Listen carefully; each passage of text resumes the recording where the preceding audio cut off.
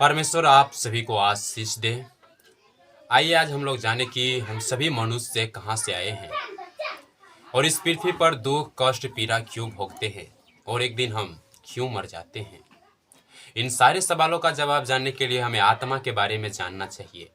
यदि हम आत्मा के बारे में जानेंगे तो इन सारे सवालों का जवाब आसानी से जान सकते हैं। तब हम आत्मा के बारे में कैसे जान सकते हैं?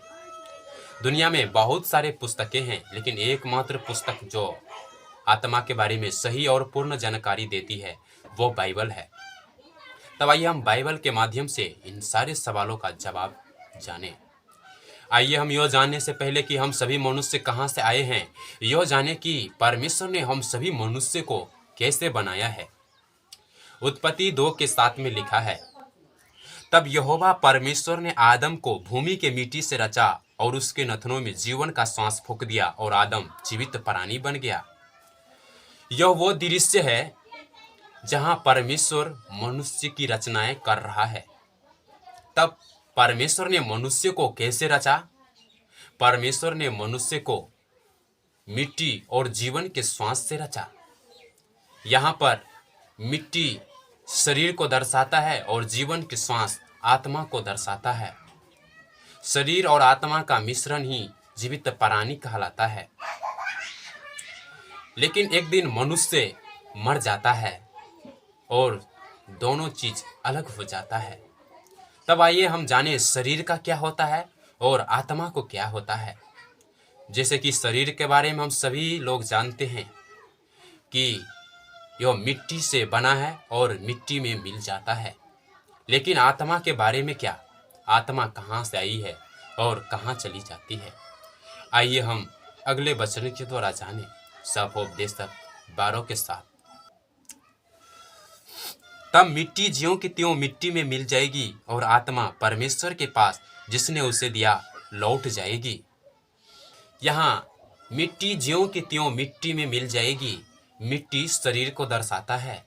तब शरीर मिट्टी से बना है और मिट्टी में मिल जाएगा। लेकिन आत्मा के बारे में क्या? आत्मा परमेश्वर के पास से आई है और परमेश्वर के पास लौट जाएगी। सभी मनुष्य कभी न कभी अपने जीवन में यह महसूस करता है कि हमारी आत्मा परमेश्वर के पास से आई है और परमेश्वर के पास चली जाएगी। लेकिन अज्ञानता के कारण कहीं ना कहीं इस बात से इनकार भी करता है। लेकिन बाइबल साफ साफ बताती है कि हम सभी परमेश्वर के पास से आए हैं और परमेश्वर के पास चले जाएंगे। तब यहाँ पर जो ध्यान देने वाली बात है वो शब्द लौटने के ऊपर में ध्यान देना है। लौटने का मतलब होता है पहली जगह पर वापस जाना। जैसे आप बिहार के रहने वाले हैं और आप दिल्ली गए, तब क्या आपको दिल्ली के लोग कहेगा कि आप लौट के आ गए? यह नहीं कह सकता है। लेकिन वहाँ पर आपको मुसाफिर या परदेसी के रूप में कह सकता है। लेकिन जब आप दिल्ली से वापस बिहार आ जाएंगे, तब बिहार के लोग आपको कहेंगे कि आप लौट के आ गए हैं। इसका मतलब आप पहली जगह पर वापस आए हैं।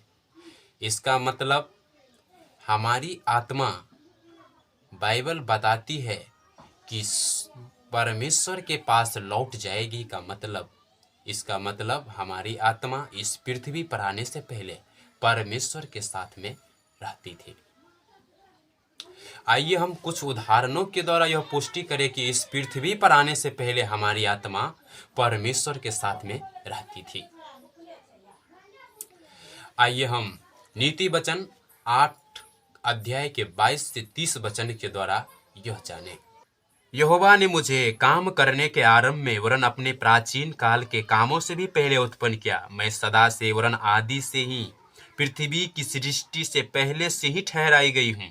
जब ना तो गहरा सागर था और न जल के सोते थे, तब ही से मैं उत्पन्न हुई। जब पहाड़ और पहाड़ियाँ स्थिर न की गई थी, तब ही से मैं उत्पन्न हुई। जब यहोवा ने ना तो पृथ्वी और ना मैदान ना जगत की धूलि के परमाणु बनाए थे, इनसे पहले मैं उत्पन्न हुई। जब उसने आकाश को स्थिर किया, तब मैं वहाँ थी। जब उसने गहरे सागर के ऊपर में आकाश मंडल ठहराया, जब उसने आकाश मंडल के ऊपर से स्थिर किया और गहरे सागर के सोते फूटने लगे, जब उसने समुद्र की सीमा ठहराई कि जल उसकी आज्ञा का उल्लंघन ना कर सके, और जब वो पृथ्वी की नींव की डोरी लगाता था, तब मैं कारीगर सी उसके पास थी और मैं प्रतिदिन मैं उसकी प्रसन्नता थी और हर समय उसके सामने आनंदित रहती थी।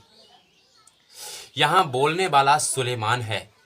नीति वचन सुलेमान ने लिखा है, लेकिन सुलेमान ने कहा है कि पृथ्वी को बनाने से पहले परमेश्वर के प्राचीन काल के कामों से भी पहले मैं उत्पन्न किया गया था।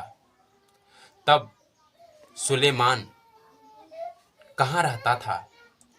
चूंकि उस समय ना तो पृथ्वी और ना पृथ्वी के एक धूल के कण भी बनाया गया था कि हम कह सकते हैं शरीर के रूप में सुलेमान वहां रहता होगा। तब सुलेमान किस रूप में वहां रहता था?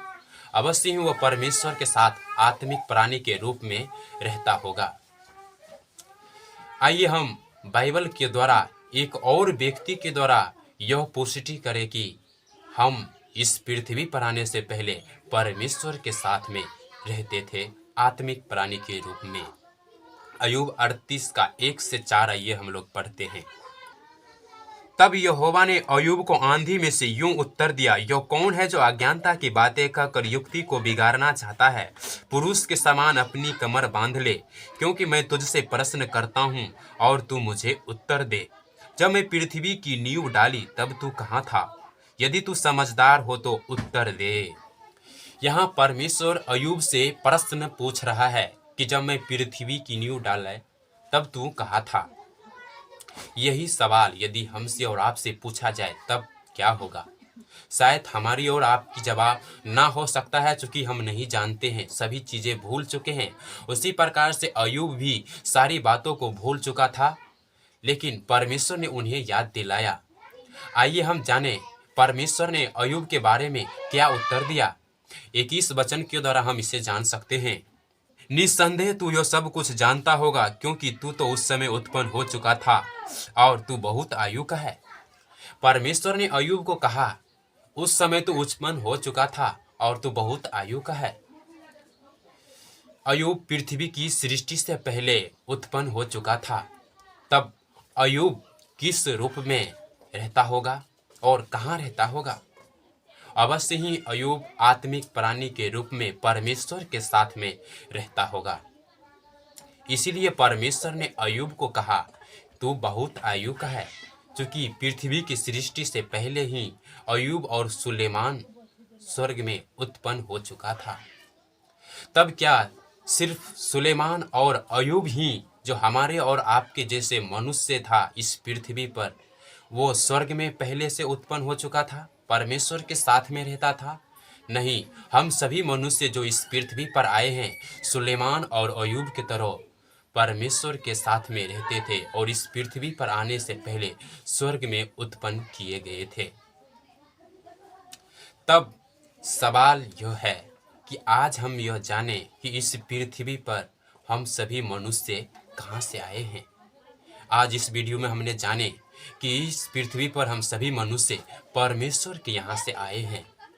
तब सवाल यह है कि इस पृथ्वी पर हम सभी मनुष्य जो परमेश्वर के साथ थे, स्वर्ग में रहते थे, इतनी महिमा में स्वर्ग को छोड़कर, जगहों को छोड़कर इस पृथ्वी पर दुख कष्ट पीड़ा भोगने के लिए क्यों आगे, जहाँ मृत्यु है, दुख कष्ट पीड़ा है?